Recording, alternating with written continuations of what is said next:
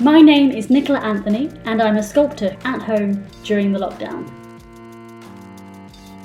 Without my metalworking equipment and my art studio, I am doing much less of this and much more small work like this. In my search for creative ways to problem solve during this time, I decided to share with you my learnings and my mistakes, along with words from my own creative mentors and coaches who are helping me so much right now, and of course my 2 newly promoted studio helpers. In part 1 of this video, we looked at how artists' spaces where they work and where they display their artwork could give us some insight into how the visual and physical can affect our mental well-being. This seems really important to all of us right now. Today I'm sharing some tips I've been given by freelancers about how to stay motivated in the home office. A big source of stress I've discovered over the years is that a studio space is constantly evolving. Furniture is shifting around, things are moving in and out to make space for my big sculptures. I even change between studio spaces if I need a high ceiling for a tall work. I'm constantly in a state of change, and I realise from my conversations with you guys that lots of people are living in one space which has to transform from kitchen to breakfast room to office to yoga studio to meditation sanctuary, all in the space of a day. It can result in a lot of time lost and frustration when I'm searching for things like the scissors or a particular shade of paint and I just can't find it. So I started to put labels on all my boxes and drawers, especially for my work equipment. Although this might not be for everyone, not everybody is a labeler, it has been a great thing to do during a time of anxiety like right now. It's one less thing to stress about and it's just one less layer of tension. I've always freelanced and sometimes I've worked from home, but I make it a rule never to work or try to be productive in my pajamas.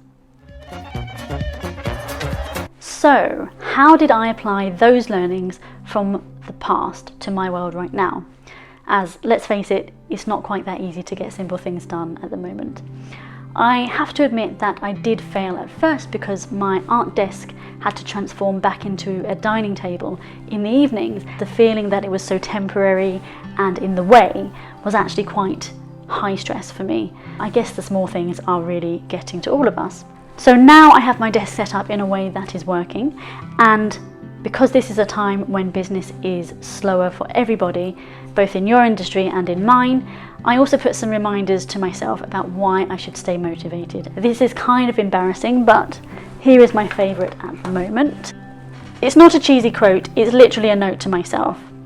So this just reminds me that I might not meet the people who I'm helping with my work, I might not meet the people who it influences, but I should keep working because if I remember back to all those positive comments from the past, people do appreciate it. So keep going, Nicola, keep going, you guys. I want to finally make a point about surrounding ourselves with positive influences and good news in our mental space. So I'm sure we've all heard the advice to limit our consumption of news and social media right now, but it is also a time when we can actively reach out to those who make us smile and feel loved, or even those who inspire us. At last, we have a perfect excuse to set our own boundaries and to eliminate any toxic characters, any emotions that bring us down. This is definitely one silver lining that loads of you have been mentioning to me. I want to also acknowledge here that some people live with negative influences or toxic relationships at home. If this is you, please do reach out for help. I would love to know what has been making your spaces work at home for you, so do get in touch about that. I will leave you with another great nugget of wisdom from Deborah Henry-Pollard about making a well-being weekly planner. She says, "Taking care of yourself is always important and never more than in this strange and unsettling time. Whether you are in shock about the new normal or embracing new opportunities, your well-being is paramount. However, it can often be the thing which drops down the to-do list and gets lost in the middle of everything else. To avoid that, get your planner or calendar. For every day in the week, schedule one thing that you will do for yourself.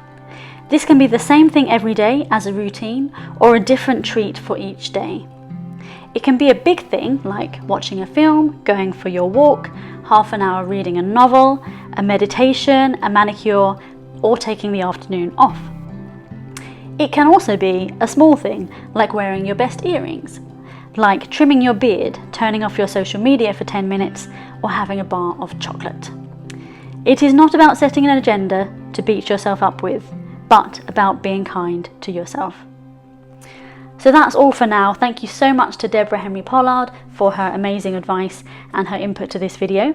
And thank you to all of you who have shared your experiences with me, prompting me to make this video. And now I will get back to work.